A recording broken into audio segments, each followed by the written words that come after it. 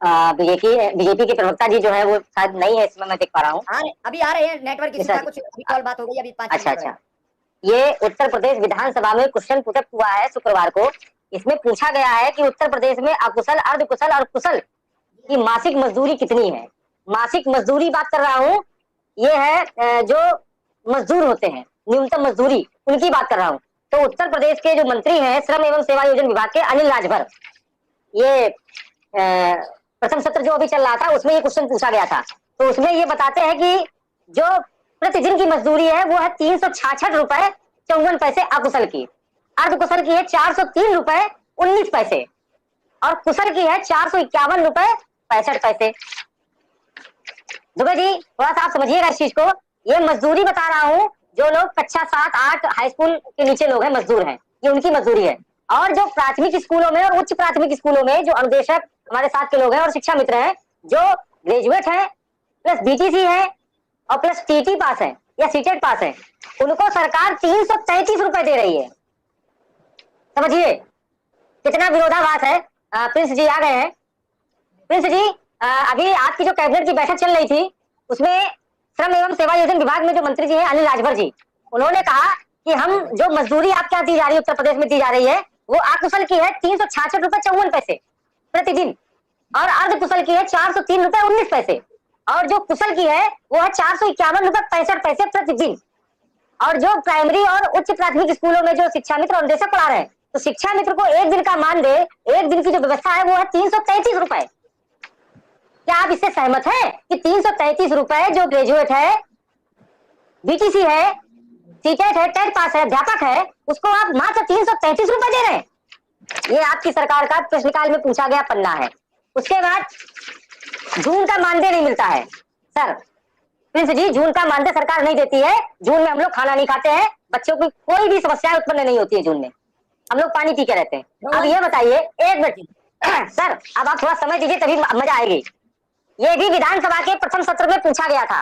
विधानसभा के प्रथम सत्र में उत्तर प्रदेश में अब तक 28 लोगों ने फांसी लगा ली है, मैं आपको बता दूं, और लगभग 5000 से अधिक लोग एक्सपायर हो गए हैं। अभी परसों ही हमारे कानपुर की एक शिक्षा मित्र ने फांसी लगाकर आत्महत्या कर ली। पति की कोरोना में नौकरी चली गई थी, 10,000 रुपए मिलता था, 3,000 रुपए वो किराया का कमरा देती थी। आए दिन कुछ ना कुछ समस्याएं होती थी, टेंशन में आके फांसी लगा ली, 3 बच्चे थे।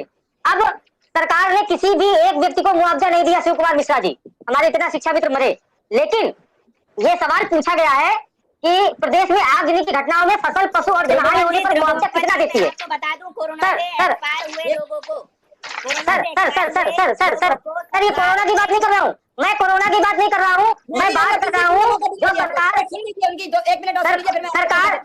सरकार कह रही है जो पशु है उनको हम 30,000 रुपए देते हैं मरने पर। दुधारू पशु भैंस, गाय, ऊंट, याक आदि, सरकार 30,000 रुपए देती है जो दुधारू पशु होते हैं। प्रिंस जी, मेरा कहने का वक्तव्य समझिए मैं कहना क्या चाह रहा हूँ। उसके बाद सरकार कह रही है अगर भेड़ मरती है, बकरी मरती है, सुअर मरता है तो उसको हम 3,000 रुपए देते हैं।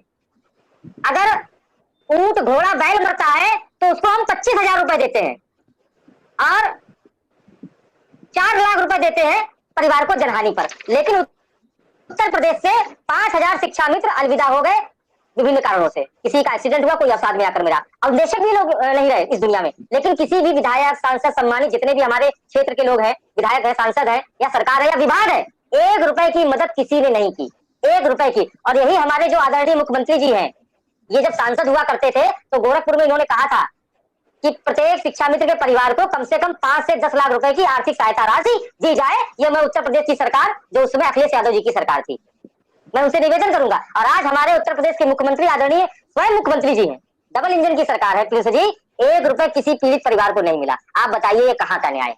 जून माह में मानदेय नहीं मिलता है, ये कहाँ का न्याय है? उसके बाद 333 रुपए मिलता है। शिव कुमार जी बोलने दीजिए, सुनेंगे तो चीजें क्लियर होंगी। ये बता रहे हैं कुछ, बोलने दीजिए, बताइए त्रिभुवन जी। ऐसा कोई उसके बाद हमारे की बात सुनने को राजी हो, बोल लीजिए, कह लीजिए अब आप। नहीं, मैं इसीलिए आज जुड़ा हूँ, मैं जुड़ता नहीं हूँ वैसे, मैं इसीलिए जुड़ा हूँ कि भाई साहब आए हैं, मुझे बताएं, चीजों को बताएं। ले मैं आपका आंसर दे रहा हूँ। नहीं, बिल्कुल। दूसरी बात यह है कि बगल में हमारा उत्तराखंड राज्य है, वहाँ भी आपकी सरकार है और यहाँ भी आपकी सरकार है। वहाँ के शिक्षा मित्र जो टेट पास थे वो अध्यापक बन गए और वहाँ पर जो मानदेय है वह यहाँ से ज्यादा मानदेय है, और लगभग जितने स्टेट हैं इंडिया में, हर स्टेट में सबसे कम मानदेय उत्तर प्रदेश में है। ऐसा क्यों? और वो भी 11 माह का। अब आप समझिए कि महंगाई कहाँ से कहाँ आ गई, और उसके बाद भी वो बिल्कुल व्यवस्था उसको किसी प्रकार का बढ़ाया नहीं गया। और अभी पिछले कार्यकाल में एक हाई पावर कमेटी बनी थी प्रिंस जी, माननीय दिनेश शर्मा जी की अध्यक्षता में, उस कमेटी का रिजल्ट ही नहीं आया, उस कमेटी का रिजल्ट नहीं आया। अब आप बताइए हम लोग अपनी पीड़ा किससे कहें?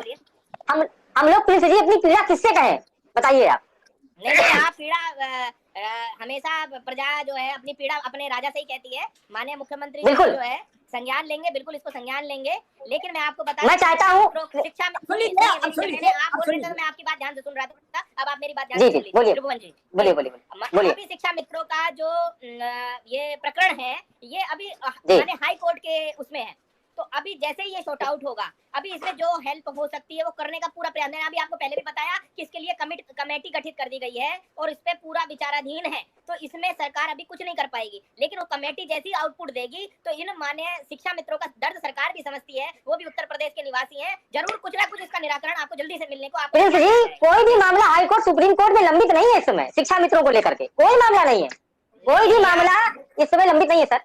नहीं, आप नहीं लंबित इसमें आप समझिए, शिक्षा मित्र का भी सरकार कुछ रिट है, कुछ है शिक्षा मित्र का भी है, कुछ रिट डाली हुई है शिव कुमार जी भाई साहब जी। नहीं, एक है